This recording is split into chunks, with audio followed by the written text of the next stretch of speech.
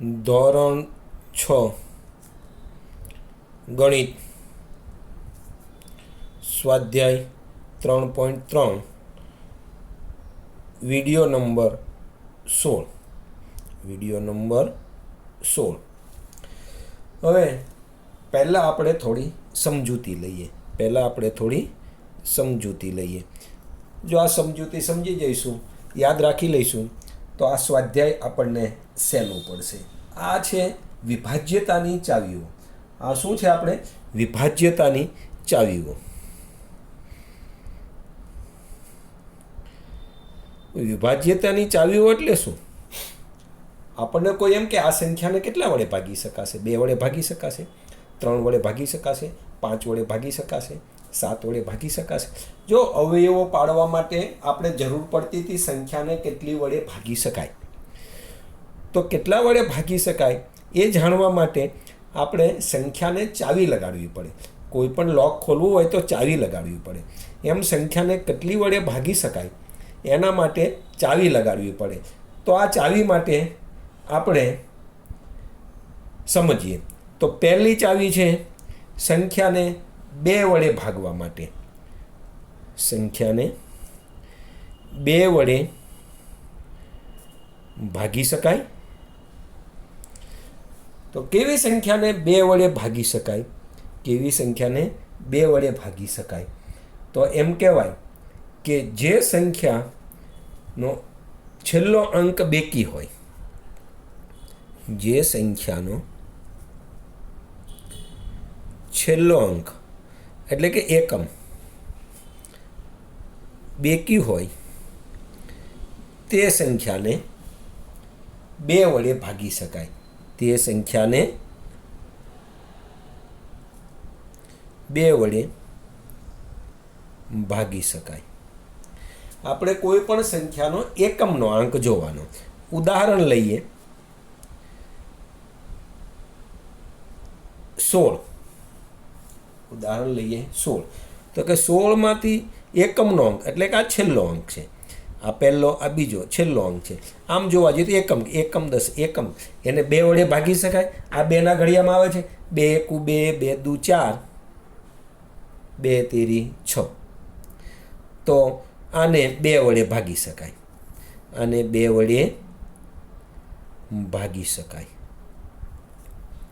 બીજું 328 આવું આપણને કહે તો આને જો આ 2ના ઘડિયામાં આવે, આ બેકી છે, આ 8 બેકી છે, અથવા તો 2ના ઘડિયામાં આવે છે 2 ચોકુ 8, તો આને 2 વડે ભાગી શકાય. આવી રીતે આપણે આ ઉદાહરણ આપી શકીએ. બીજું 2 વડે ભાગી શકાય માટે એકમનો અંક 0 હોય તેને આપણે 2 વડે ભાગી શકીએ. બરાબર છે. હવે જેમ કે આપણે લઈએ 1470. એકમનો અંક શું આવ્યો? 0. તો આને પણ 2 વડે ભાગી શકાય. ખ્યાલ આવી ગયો? તો આમ 2 વડે ભાગવા માટે એકમનો અંક બેકી હોવો જોઈએ અથવા 0 હોવો જોઈએ. એનો મતલબ કે કેવા હોવા જોઈએ? તો કે એકમ 0, 2, 4, 6, 8 આવો એકમ હોવો જોઈએ. આવો કેવો હોવો જોઈએ? આવો એકમ હોવો જોઈએ. એકમ સંખ્યા આવી હોય 0, 2, 4, 6 ને 8. હવે સંખ્યાને 3 વડે ભાગવા માટે તો આને શું કરવાનું? સંખ્યાની જે અંક હોય, સંખ્યાના અંક હોય એનો અંકનો સરવાળો, અંકનો કેવો હોય? સરવાળો કરો અને તેને 3 વડે ભાગી શકાય. 3 વડે ભાગી શકાય તો આખી સંખ્યાને 3 વડે ભાગી શકાય. જેમ કે આપણે સંખ્યા લઈએ, ઉદાહરણ 2 3 4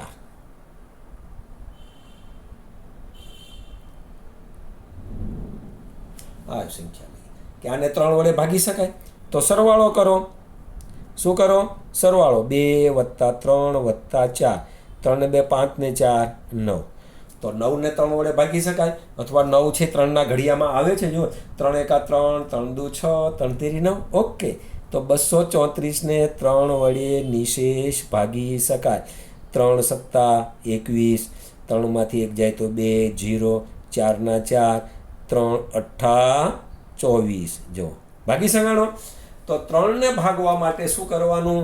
એનો સરવાળો કરવાનો, અને સરવાળો કરી અને 3 વડે ભાગવાનો. તો આનો શું આવે? સરવાળાને 3 વડે ભાગી શકાય તો જ આખી સંખ્યાને 3 વડે ભાગી શકાય. કે આ સંખ્યાનો સરવાળો કરવાનો અને 3નો ઘડિયો બોલવાનો, એટલે કે 3 વડે ભાગી શકાય તો આખી સંખ્યાને 3 વડે ભાગી શકાય. 3 આવ્યા તો 3ની હારે આપણે 9 લઈએ. સંખ્યાને 9 વડે ભાગવા. સંખ્યાને 9 વડે ભાગવા માટે આપણે શું કરવું પડે એ જોવાનું છે. સંખ્યાને 9 વડે ભાગવા માટે 3 જેવો જ છે. શું છે? 3 જેવો. સંખ્યાના સરવાળો કરો. સંખ્યાનો સરવાળો કરો અને એને શું કરવાનો? સરવાળો કરો અને તેને 9 વડે ભાગી શકાય. ભાગી શકાય મતલબ સમજી જવાનું કે નિશેષ. શું? ભાગી શકાય તો આખી સંખ્યાને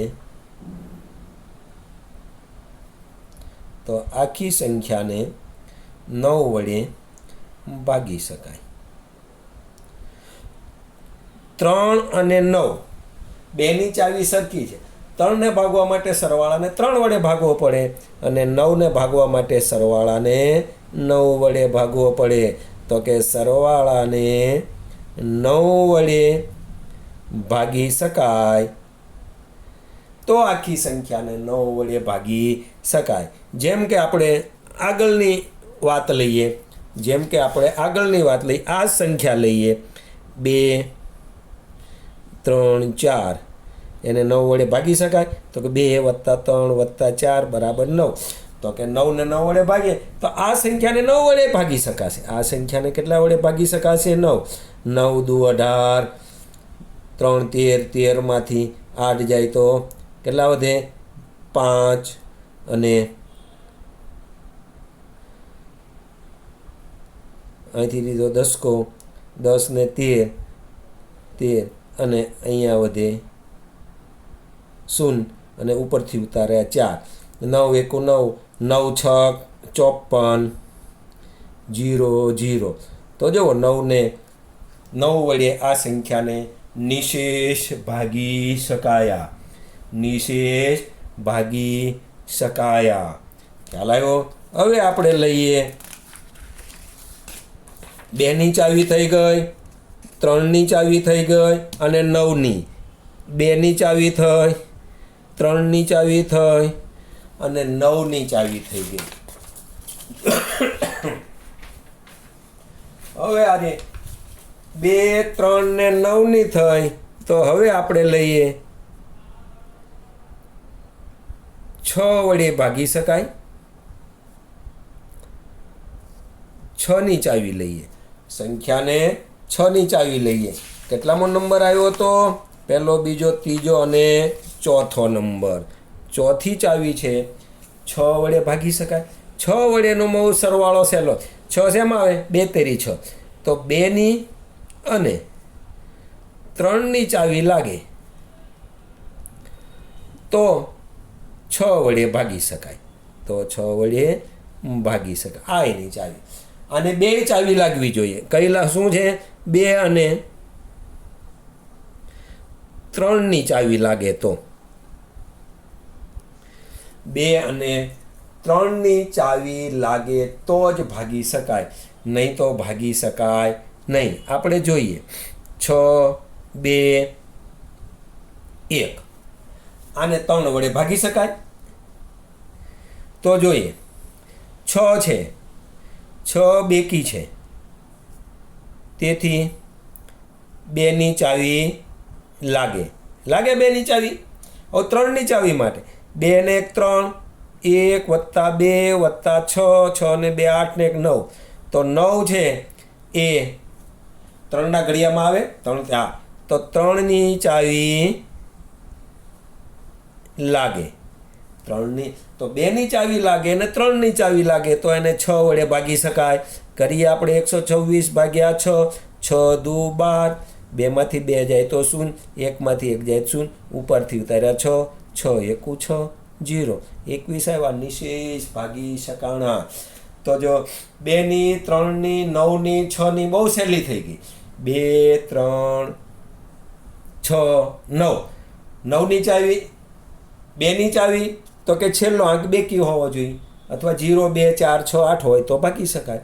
3ની ચાવી કે સરવાળો કરો 3ના ઘડિયામાં આવવો જોઈએ. 9ની ચાવી સરવાળો કરો 9ના ઘડિયામાં આવવી જોઈએ. 6ની ચાવી તો કે 2ની ચાવી ને 3ની ચાવી બે લગાડવાની. બે લાગી જાય તો 1 લાગે ને 1 ન લાગે તો એને 6 વડે ભાગી શકાય નહીં. હવે જોઈએ 5મી ચાવી. 5 વડે ભાગી શકાય?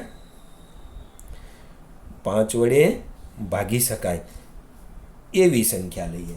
કેવી સંખ્યા લઈએ? 5 વડે ભાગી શકાય. બહુ સહેલું છે. એકમ 0 અથવા 5 હોવી જોઈએ. એકમ 0 અથવા 5 એટલે કે પહેલી સંખ્યા. બરાબર? જોઈએ આપણે છેલ્લી સંખ્યા જોઈ. ઉદાહરણ 3 4 0. છેલ્લી સંખ્યા કઈ છે? 0. તો આને 5 વડે ભાગી શકાય. અહીં ગમે એટલી લખો, અહીં 0 લખો, 3 2 4 ગમે એટલી લખો, 8 લખો, ગમે એટલા લખતા જાઓ, છેલ્લે 0 હોવા જોઈએ. અથવા છેલ્લે 5 હોય પછી અહીંયા 7 લખો, 8 લખો, અહીં 5 લખો, 9 લખો, 9 લખો, ગમે તે લખો. આ બધાને 5 વડે ભાગી શકાય. તમે ઘરે કરી જોજો. તમે ઘરે કરી જોજો કે આને ભાગી શકાય કે નહીં. ભાગી શકાય કે નહીં. તો 2 3 9 6 5 બહુ સહેલી થઈ ગઈ. હવે લઈએ 6ઠ્ઠી ચાવી. 4 વડે ભાગી શકાય. કેટલા વડે? 4 વડે ભાગી શકાય તેવી સંખ્યા. કેવી સંખ્યા? 4 વડે ભાગી શકાય તેવી સંખ્યા. તો કે એકમ અને દશકના અંકને 4 વડે ભાગી શકાય તો, જો એકમ અને દશકના અંકને એટલે કે છેલ્લી બે સંખ્યાને 4 વડે ભાગી શકાય તો, જેમ કે અહીંયા આપણે લખીએ 24. હવે ગમે એટલો આંકડો લખીએ, 8 9 ગમે એટલો આંકડો લખીએ, પણ છેલ્લો આંકડો છે 2 અંક, એને 4 વડે ભાગી શકાય. આ 24 છે, 24 ને 4, હા 6 ચોક 24, તો આને 4 વડે ભાગી શકાય. આ 2 અંક 24 ને 4 વડે ભાગી શકાય છે. તેથી 98 24 ને 4 વડે ભાગી શકાય. બહુ સહેલી વાત છે. તો આને 4 વડે ગમે એટલું હોય. અહીંયા 0 8 આપ્યા હોય, 3 2 8 ગમે એટલા આપ્યા હોય, 0 8 આ 2 એટલે 8 8 4ના ઘડિયામાં આવે તો એને 4 વડે ભાગી શકાય. પછી અહીંયા આપ્યા હોય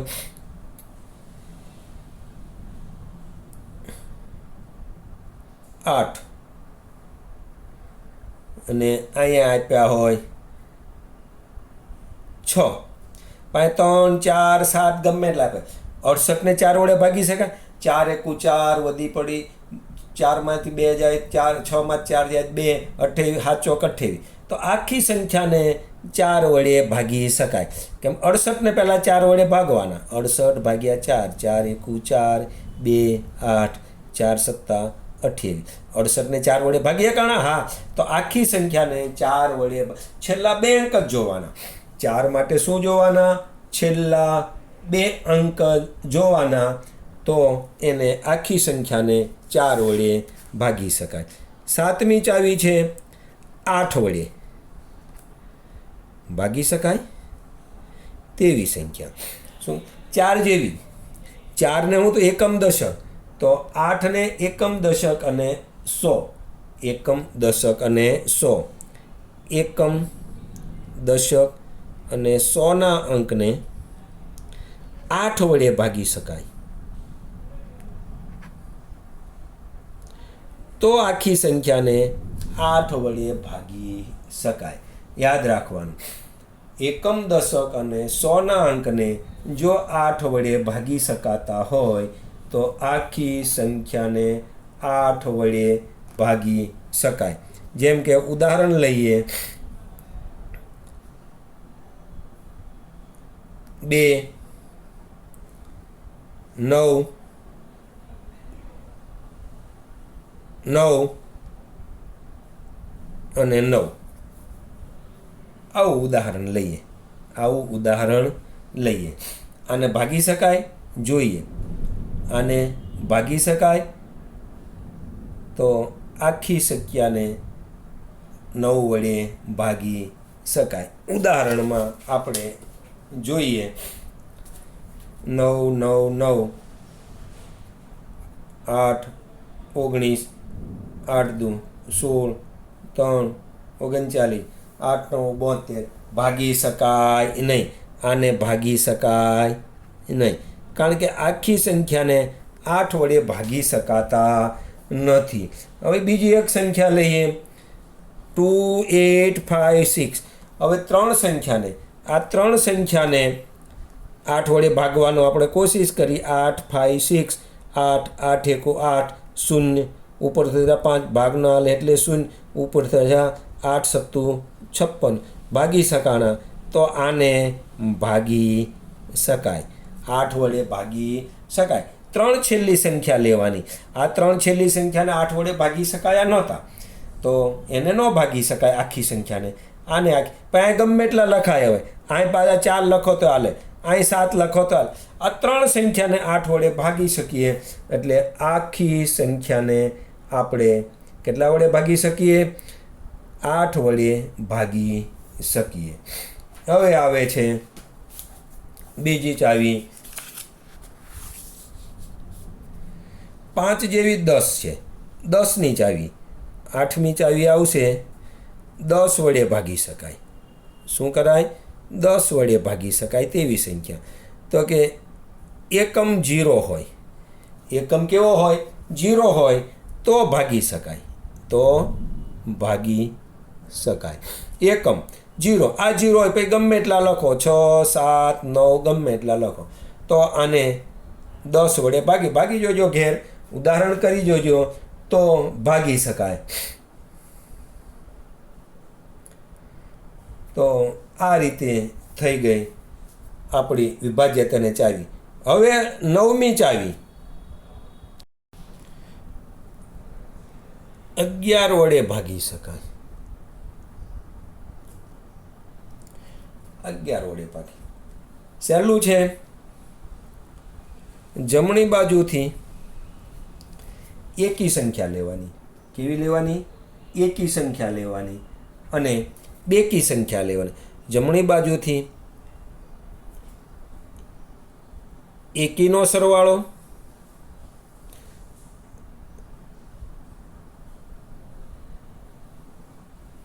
કરી જમણી બાજુથી બેકી સંખ્યાનો સરવાળો બાદ કરો.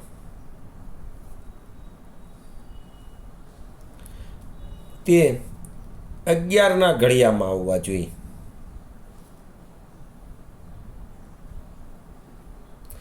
તે શું જોઈએ? 11ના ઘડિયામાં આવવા જોઈએ. તો એ કહેવાય.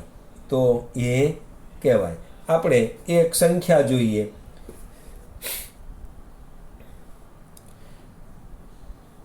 2, 7, 5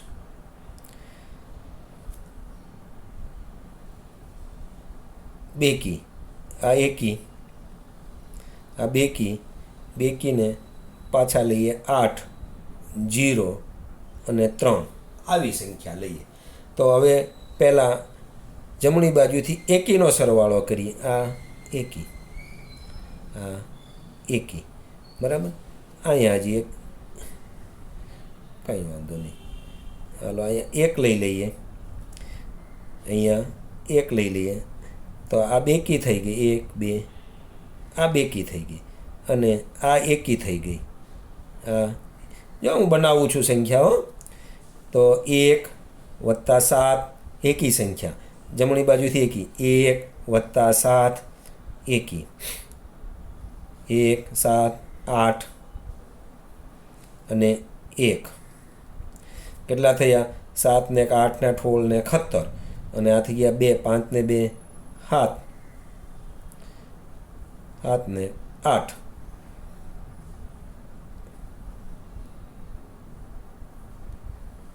1 7 8 3 1 7 8 ને 1 8 ને 9 9 ને 10 ને 8 17 17 થયા અને આ થઈ ગયા 2 ને 5 7 7 ને 3 10 17 10 17 ને 4 21.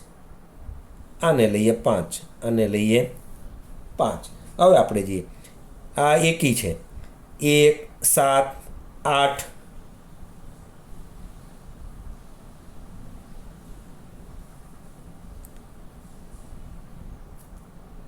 આ 1નો 1 રહેવા દઈએ, આ 1નો 1 રહેવા દઈએ. ફરીથી આપણે લઈએ, થોડીક ગોટાળો થાય છે.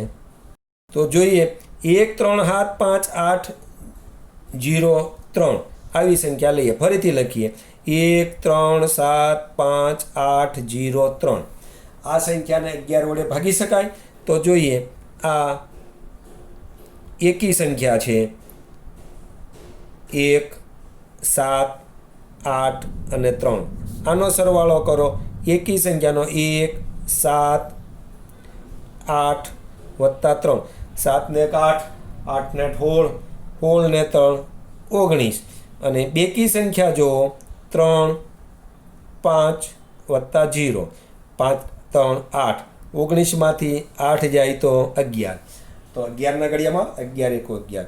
તો 1 3 7 5 8 0 3 ને 11 વડે ભાગી શકાય. હવે આ સંખ્યાને તમે ઘરે 11 વડે ભાગજો તો એ સંખ્યાને 11 વડે ભાગી શકાતી હશે. 11 વડે ભાગી શકાતી હશે. એક નાની સંખ્યા લઈએ, બીજું